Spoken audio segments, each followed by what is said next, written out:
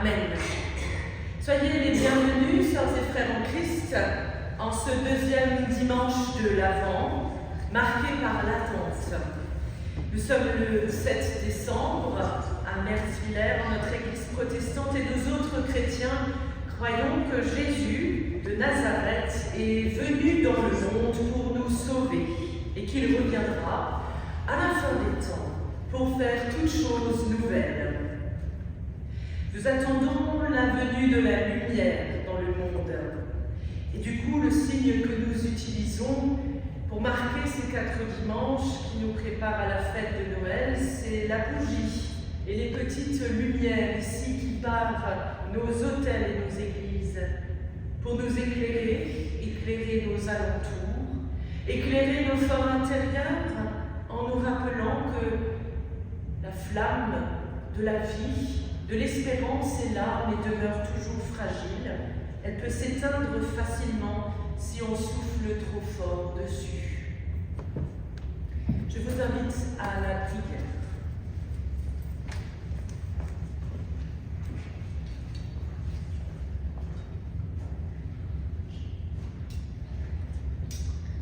Nous prions aujourd'hui.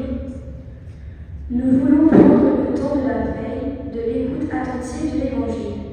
Nous voulons prendre le temps de la prière, du dialogue, du face-à-face avec Dieu.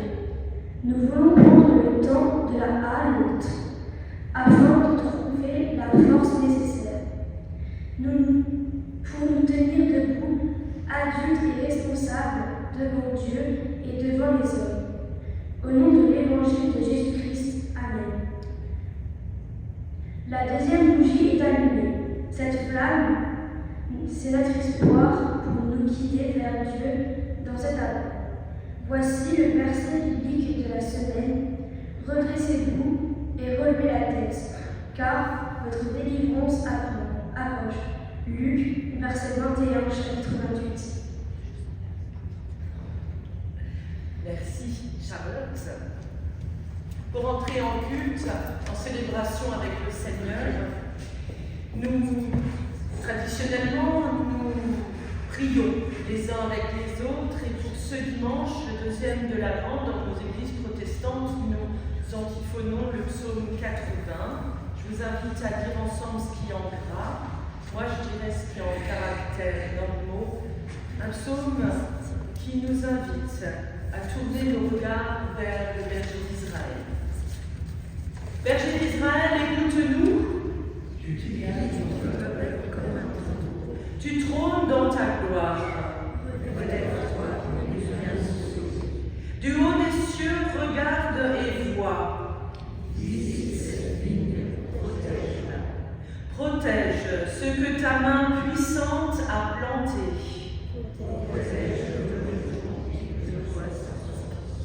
Que ta main soutienne ton protégé.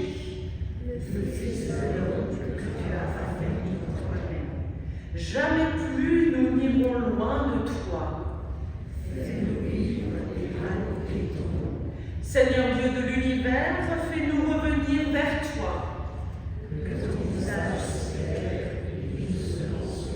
Qu'il en soit ainsi.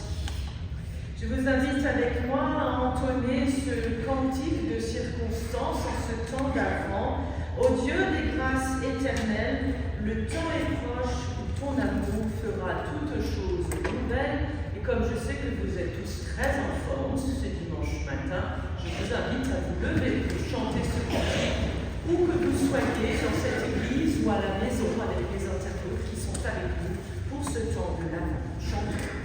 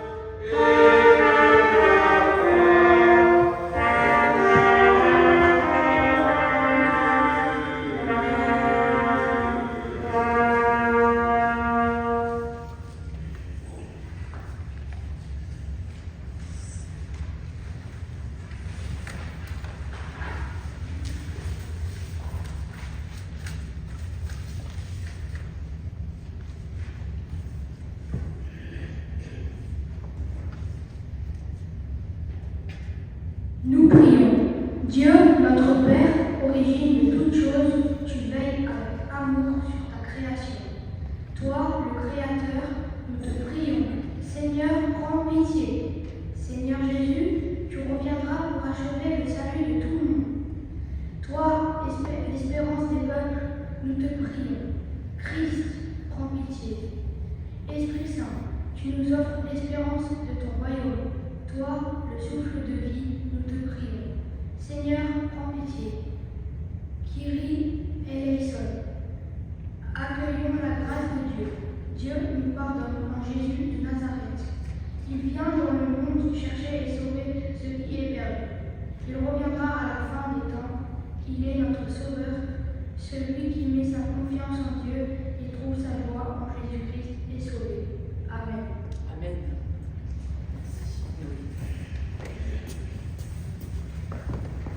Je vous invite avec moi à chanter « Ô viens Seigneur, ne tarde pas ». Et je vous invite pour ce chant à sereinement vous réinstaller dans les bancs.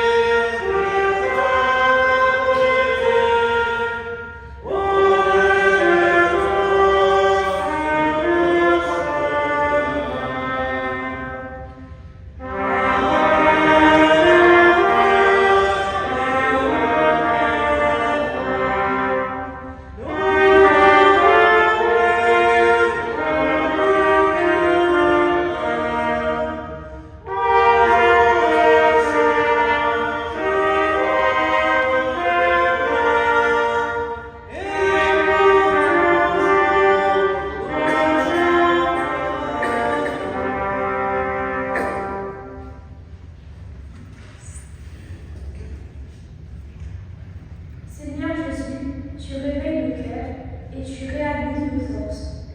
Ne laisse pas le souci de nos tâches présentes. Entravers notre marche à ta rencontre, mais éveille en nous l'intelligence du cœur qui nous prépare à t'accueillir. Toi qui vis et qui règnes sur le Père et le Saint-Esprit, un seul Dieu pour les siècles des siècles. Amen. Amen.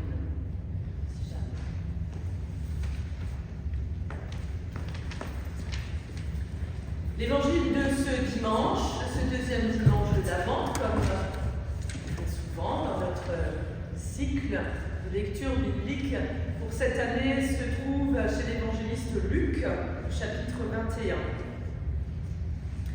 Il nous est dit qu'il y aura des signes dans le soleil, dans la lune et dans les étoiles. Sur la terre, les populations seront dans l'angoisse, rendues inquiètes par le bruit violent de la mer et des vagues. Certains mourront de frayeur en pensant à ce qui devra survenir sur toute la terre, car les puissances des cieux seront ébranlées. Alors on verra le Fils de l'homme venir dans une nuée, dans toute sa puissance et sa gloire. Quand ces événements commenceront à se produire, redressez-vous et relevez la tête, car votre délivrance se rapproche. Puis Jésus dit cette parabole. Regardez le figuier et tous les autres arbres. Quand vous voyez leurs feuilles commencer à pousser, vous savez que l'été est proche. De même, vous aussi, quand vous verrez ces événements arriver, sachez que le règne de Dieu est proche. Je vous le déclare, c'est la vérité, dit le Seigneur. Cette génération ne passera pas avant que tout cela n'arrive. Le ciel et la terre passeront, mais mes paroles ne passeront pas. Qu'il en soit ainsi. Nous restons sereinement installés pour méditer ce texte biblique de l'évangile de Luc que nous allons ensuite ensemble faire fructifier dans nos cœurs et notre foi.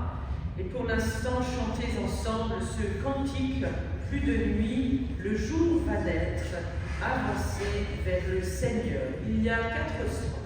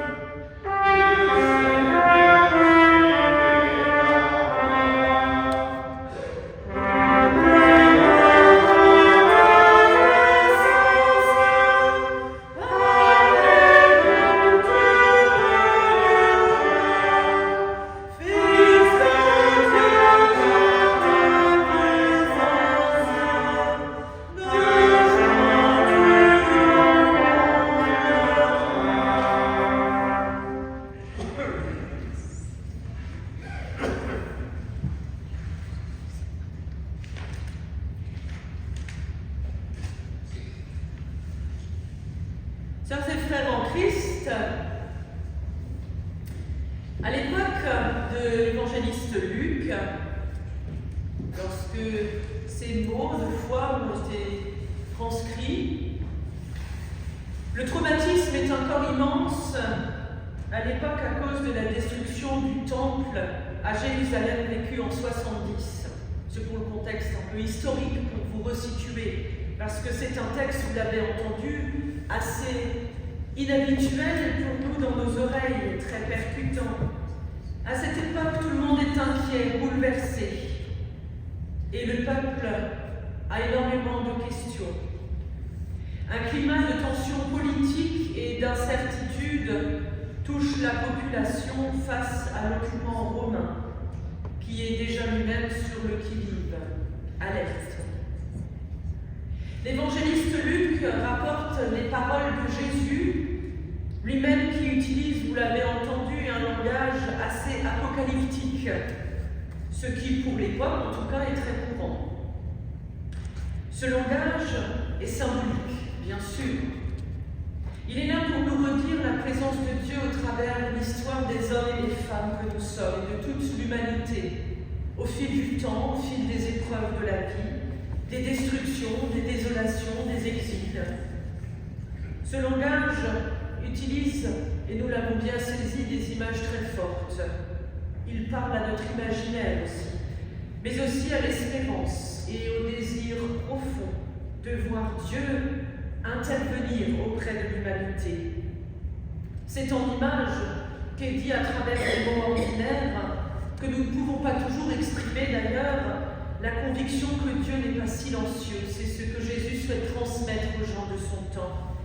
Oui, Dieu est présent et il parle à travers celles et ceux qui souhaitent continuer le chemin de l'amour fraternel, du partage, mais aussi de l'entraide solidaire et de l'amour vers le Seigneur.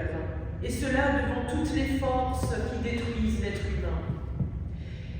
Pour les premiers chrétiens, quant à eux, ensuite, le monde semble s'effondrer et donc on comprend que chez l'évangéliste Luc, on imagine très facilement comment, lorsque ces mots viennent à travers toutes celles et ceux qui les ont entendus, un plus qu'inquiétés, mais peut-être poser avec sérénité toutes ces formes que nous-mêmes, au fond de nous, nous pouvons même encore nous poser en question. Comment, par exemple, pouvons-nous comprendre les cataclysmes de notre temps, de notre époque?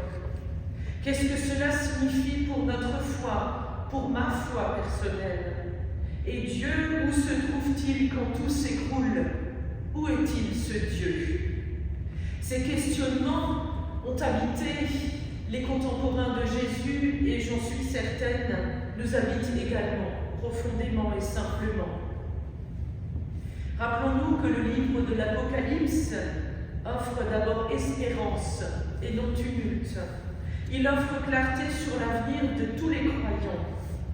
Il nous est dit que le Christ reste Seigneur, Seigneur de l'histoire, malgré les épreuves, vécues par les communautés chrétiennes, qu'elles soient naissantes, en difficulté, qu'elles soient en convalescence aussi, en problématique, et même et surtout quand les événements du monde semblent chaotiques. La parole du Seigneur demeure éternelle, présente et vivante. Sœurs et frères en Christ, cet extrait de l'évangile de Luc pour ce deuxième dimanche de l'Avent, et nous l'avons entendu à travers l'exergue de ce mot d'ordre, nous invite à redresser la tête et à nous relever. Car le royaume de Dieu n'est pas un rêve lointain, mais il est déjà en route. Comment?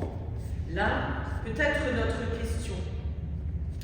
Dans ce temps de l'Avent, nous faisons référence à des textes bibliques qui, de prime abord, vous l'avez entendu, on s'attend à quelque chose d'un peu mielleux et d'un peu cool pour allumer des bougies de l'Avent. Quoique, de prime abord, nos textes d'Avent sont décalés par rapport à notre période vécue. Mais je crois qu'ils sont justement à propos.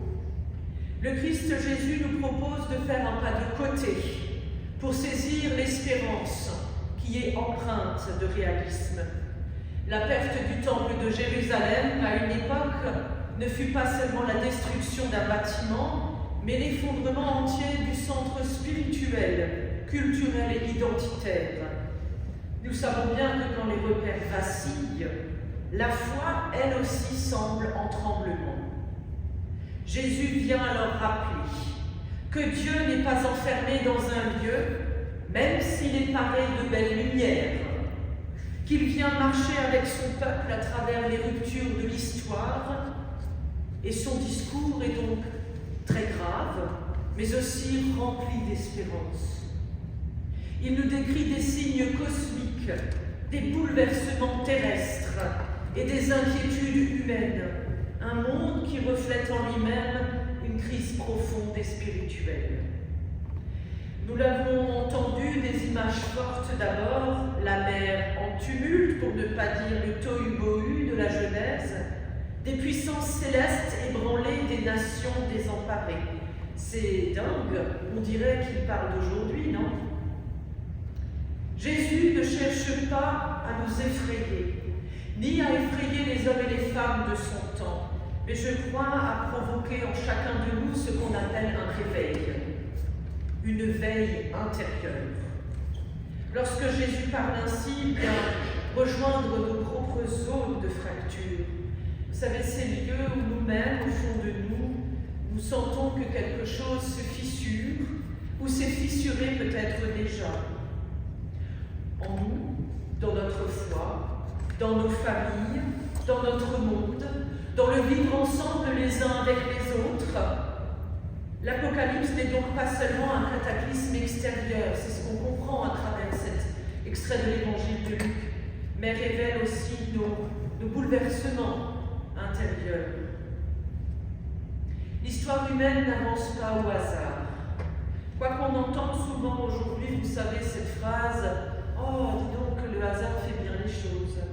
Il y y a peu de temps, personne me disait « Le hasard est un divin fruit de la providence qui rencontre la grâce de Dieu. » Je trouve que c'est une formule pas seulement agréable, mais qui dit que le chemin que Dieu nous offre est empreint de liberté dans nos vies, de choix, de respect, d'errance et d'erreur, mais aussi de chemin d'espérance. Tout se dirige vers un endroit, certains diraient un but, je dirais un accomplissement, là où la présence de Dieu sera toujours certaine comme jamais. Alors posons-nous cette première question en ce matin, aujourd'hui, en ce deuxième dimanche de l'Avent. Quelles sont les vagues qui me submergent dans ma vie? Quelles sont ces vagues qui m'en sont faites peut-être de peur, de fatigue, d'incompréhension, de conflit et d'incertitude, et qui viennent parfois sans prévenir? Est-ce que j'arrive à les identifier? Posons-nous cette question, posez-vous cette question. C'est ça, cheminer dans le temps de l'Avent. La parole de Jésus ne nie pas l'existence de toutes ces vagues, mais elle les restitue à un endroit, à leur place, qui n'est pas une fin en soi, mais font partie d'un cheminement de foi. À vivre des vagues d'incertitude et chaotiques, le doute en fait bien partie. Mais à la fin de l'histoire, nous le savons, et c'est ce que nous croyons comme chrétiens, que malgré toutes les descriptions apocalyptiques, malgré tout, Jésus ouvre une porte lumineuse en invitant, et il le dit dans ce texte, ses disciples à ne jamais se soustraire au poids des événements, mais plutôt à se tenir droit et à relever la tête. Certaines y voient la délivrance dans cette attitude, et d'autres y comprennent, en fait, c'est la fin de toute chose. Je crois que l'attitude de relever la tête, c'est d'abord une attitude profondément spirituelle, qui exprime la dignité retrouvée, l'espérance qui refuse l'écrasement, et la confiance qui naît même au cœur de l'incertitude. C'est ça le mouvement même de l'Avent, A-V-E-N-T, se redresser pour accueillir celui qui vient. Et vous savez, dans les secousses du monde environnant, ces événements qui autour de nous viennent finalement déstabiliser aussi en nous des choses, eh bien ce ne sont pas seulement des signes de rupture, mais je crois des signes qui nous invitent à renouveler cette espérance pour retrouver une nouvelle naissance en nous. Ainsi donc, renouveler notre foi. Au-delà de toute peur demeure une promesse, celle d'une venue le Fils de l'homme, promesse d'un royaume qui ne passera jamais. Et nous sommes souvent tentés d'interpréter malgré tout cela, chaque crise comme un signe de fin. C'est humain. Jésus, lui, nous invite plutôt à y voir non une fin, mais un seuil, un passage. Car ce n'est pas Dieu qui provoque le chaos, mais qui accompagne notre humanité chaotique. Au milieu de lui, il est là, présent, il est, ouvrant des chemins. Là où nous ne heurtons que des murs, et les autres, et la parole des autres. Alors posons-nous cette deuxième question pour aujourd'hui. Après les vagues qui peuvent me submerger dans ma vie, où suis-je invité à relever la tête? Parfois, relever la tête, c'est simplement oser respirer à côté de quelqu'un, oser prier, oser demander de l'aide, oser croire que rien n'est définitivement perdu. Un petit geste qui ouvre un espace intérieur où Dieu peut se faufiler. La parabole du figuier à la fin de notre extrait va tout à fait bien avec ce temps justement de l'évangile de Luc où il nous dit de relever la tête, car cette parabole éclaire le message du Christ. Jésus aide à lire les signes de Dieu finalement dans notre monde. Il nous y invite avec une forme de vigilance. Une vigilance qui n'est pas une tension nerveuse. Il ne nous dit pas de nous parer de casques et d'armures pour affronter le monde, mais pour y vivre comme il est. Malgré tout, nous en faisons partie de ce monde. Et de tenir bon en relevant la tête et en osant évacuer cette angoisse d'y vivre. car si nous ne vivons que dans l'angoisse, nous ne verrons jamais un avenir. Voilà, Jésus nous montre comment être présent et de manière qualitative au monde. Être attentif aux signes que Dieu offre dans l'ordinaire, dans les petits gestes d'abord, dans l'infime, dans la solidarité, dans les événements, dans tout ce qui est créé et qui profite non pas à l'un ni à l'intérêt d'un, mais seulement dans le but et dans l'objectif d'aller vers ensemble un avenir. Dieu est souvent discret, vous le savez comme moi. Des fois aussi infime dans sa présence, nous pouvons le sentir qu'une feuille de figuier qui pousse sans aucun bruit, et pourtant qui pousse quand même. Voici maintenant le verset le plus difficile, et je pense en ce temps de l'Avent, pour moi, il demeure difficile, car il devient tellement inaudible pour nous en ce temps, en notre époque. Osez dire, je vous le déclare au verset 32, c'est la vérité, cette génération ne passera point, pas avant que tout cela n'arrive. Qui peut encore entendre cela? Pas possible. Ce verset a été souvent débattu et il n'invite pas à calculer un calendrier, mais à comprendre que la venue du royaume de Dieu, en fait, elle n'est pas à remettre pour le jour où nous ne serons plus là, mais auprès du Seigneur. Elle est déjà à l'œuvre dans la génération des disciples de Jésus. Et elle se poursuit dans notre histoire humaine jusqu'à son accomplissement que Dieu seul sait, pas même le Fils. Et donc la fin de notre extrait biblique, après ce verset qui fait beaucoup grincer des dents et qu'on voudrait évacuer, on serait tenté aujourd'hui de ne plus partager en disant « Prenez garde, il faut vous tenir prêt. » Il y a quand même une parole d'avenir, et c'est celle-là. Elle ne vient pas de nous, elle ne vient pas des disciples, elle ne vient pas de l'évangéliste Luc, elle vient de Jésus lui-même, qui rajoute à la fin « Le ciel et la terre passeront, mais mes paroles ne passeront pas. » Je crois que c'est là, en fait, le moment où nous pouvons nous dire « Jésus, lui, il sait, et il a trouvé comment vivre en paix, et comment vivre la paix à laquelle Dieu nous invite, et pour laquelle il nous souhaite les uns les autres ensemble. Si tout peut vaciller autour de nous tous et au milieu de nous, voir en ce temps de l'Avent des œuvres et des gestes et des paroles de paix, ainsi la parole de Dieu s'édifie, vivante et fidèle. Posons-nous cette dernière question alors. Et moi, où suis-je en paix dans ma vie? Où suis-je en paix?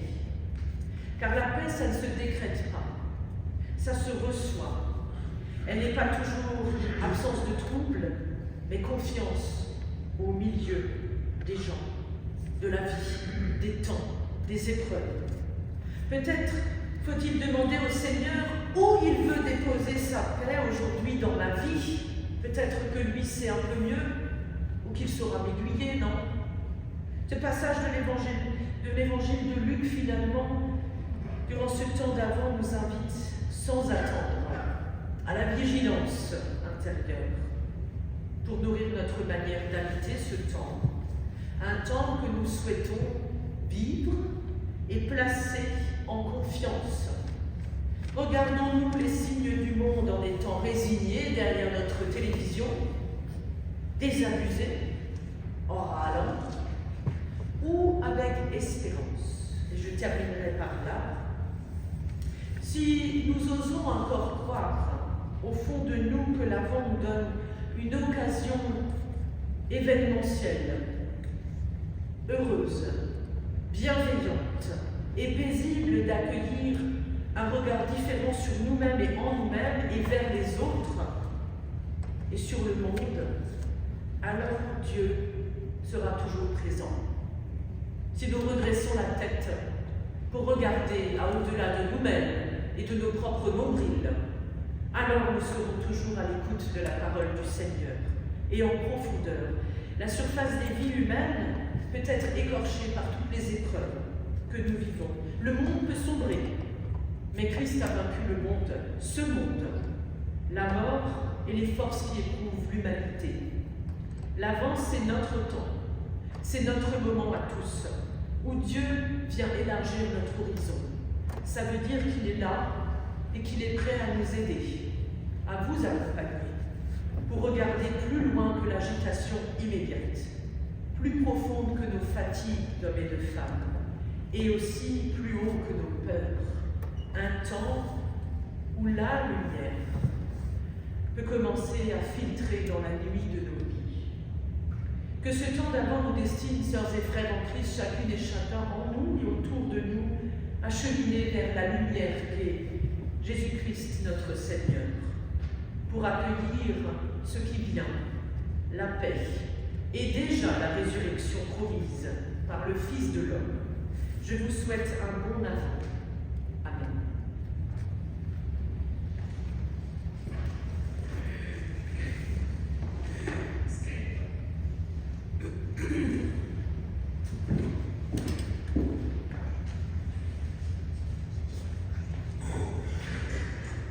Nous n'avons pas fait exprès de prendre ce morceau, mais ça correspond vraiment à ce qu'a. C'est un prolongement de Barbara. Alors, ce morceau, vous le trouvez dans le jeu recueil J'aime, et c'est Lumière du monde.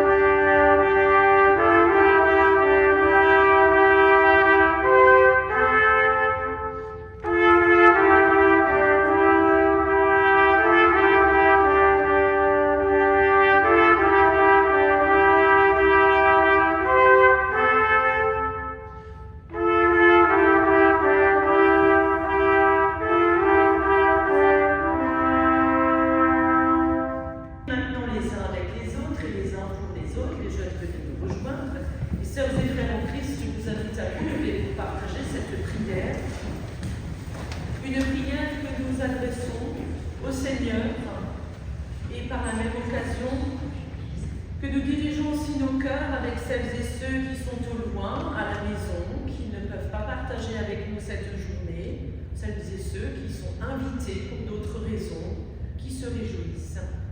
Toutes ces situations, toutes ces personnes que nous voulons confier au Seigneur. Dieu notre Père, confiant dans la venue de ton Fils, nous t'adressons maintenant notre prière. Donne ton esprit à ceux qui s'engagent dans l'Église, en mettant leur don et leur temps au service de l'Évangile et de leur prochain. Donne sagesse et force à ceux qui s'engagent pour la justice et la paix dans le monde.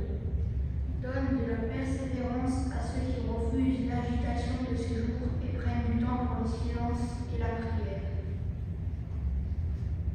Donne soutien et réconfort aux malades et aux affligés, amour et patience à ceux qui les soignent et les entourent. Donne ta consolation à ceux qui sont dans le deuil et conduis nos défunts, à l'accomplissement d'une vie dans la vie éternelle. Et dans le silence, nous confions au Seigneur ce qui nous tient particulièrement à cœur.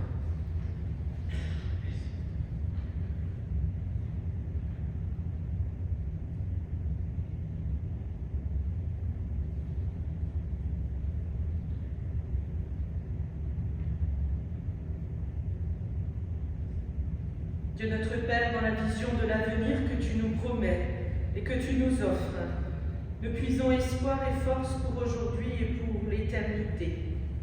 Et nous voulons, Seigneur, t'adresser notre prière, car nous sommes tes enfants, et te dire ensemble, notre Père, qui es aux cieux, que ton nom soit sanctifié, que ton règne vienne, que ta volonté soit faite sur la terre comme au ciel.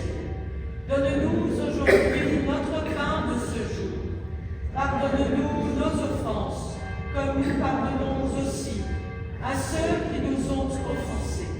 Et ne nous laisse pas entrer en tentation, mais délivre-nous du mal, car c'est à toi qu'appartiennent le règne, la puissance et la gloire, pour les siècles des siècles. Terminons ensemble, si vous pouvez, ce temps de culte en demeurant debout, en entonnant le dernier cantique, notre tube de l'Avent. Ce deuxième dimanche de l'Avent, traditionnellement, nous chantons Torterzi und Freulich, Ja, so laut, Jérusalem. Il y a 3 strophes.